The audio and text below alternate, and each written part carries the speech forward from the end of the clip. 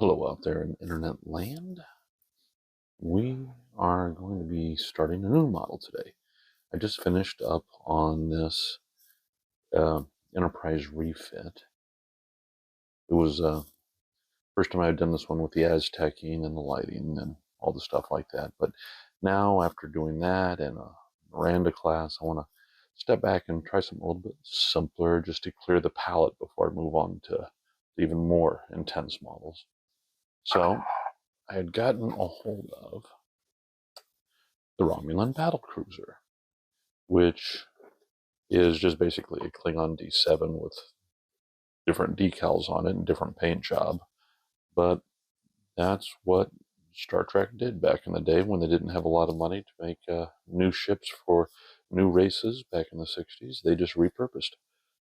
So I went ahead and got this, and I've already taken all the parts.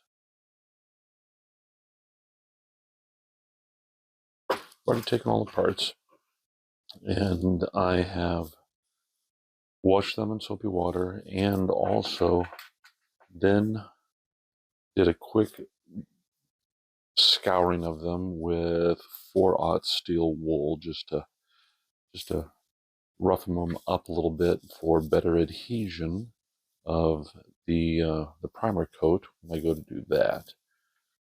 I believe first I'm going to go ahead and assemble everything except for these shiny bits. Stay, good boy. These shiny bits I'm going to repaint over as just a flat steel. That way they don't look so um, plasticky, really. Don't want the plastic to look plasticky. It destroys the suspension of disbelief.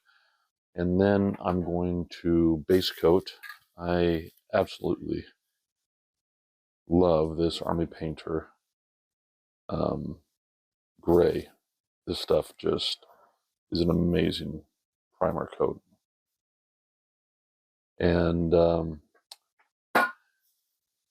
then first I'm going to assemble, then I'm going to fill in any gaps, then the primer coat, and after sanding again. And then after that, we'll move on to the painting, and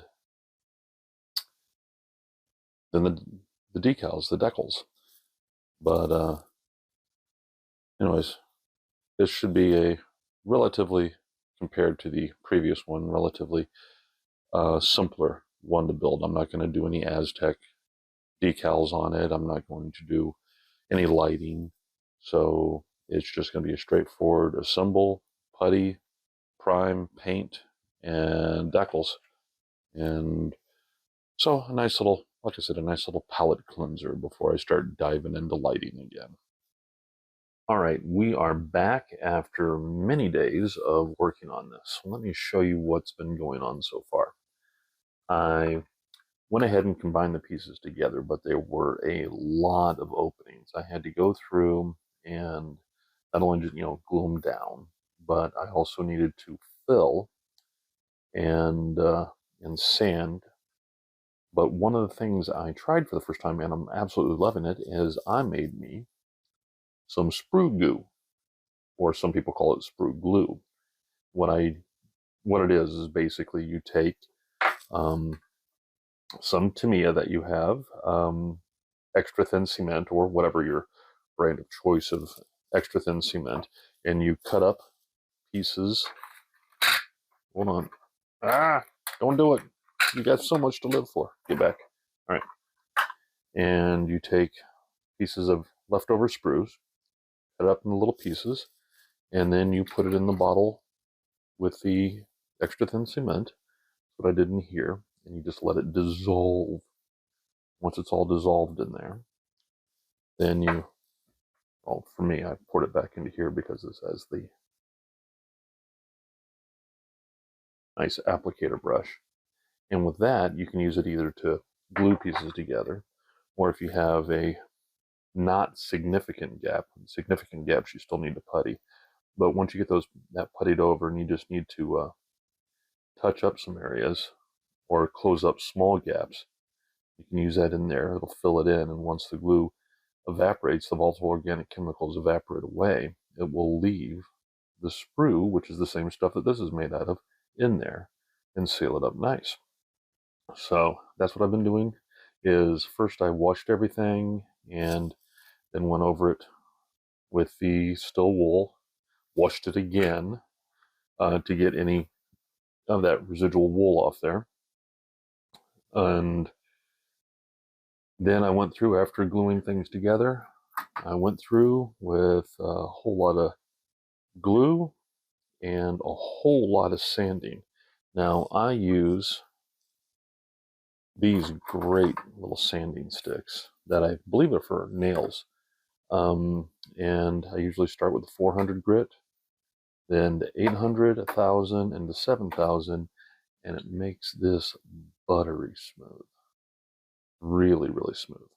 And so later on, when I finish putting everything together and hit it with a primer, the primer should cover that up and coat it, and you'll never see that seam.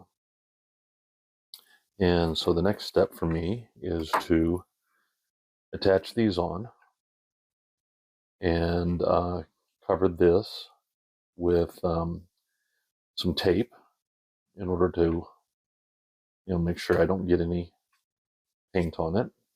I need to do it here, I need to do it here, and I need to do it on the sides of these because these had to be installed before I could close it up, seal it up, and sand it down. And I wanted to do all that, of course, before I painted it. And so I need to cover these up as well. And according to, oh, and another issue I had, I was going to point this out, I was missing a part. If you look here, when you put this together, you're supposed to have part number 234 in there. There was no part 234, but I did have part 9 with the holes in it.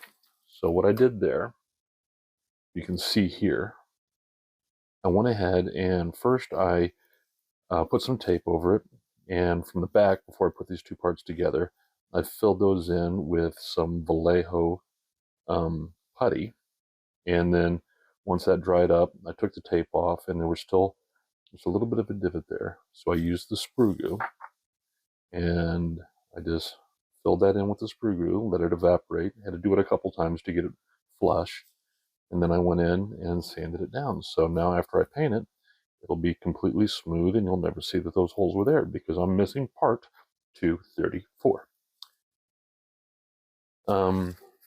But yeah, so that's the next thing for me is the assembly.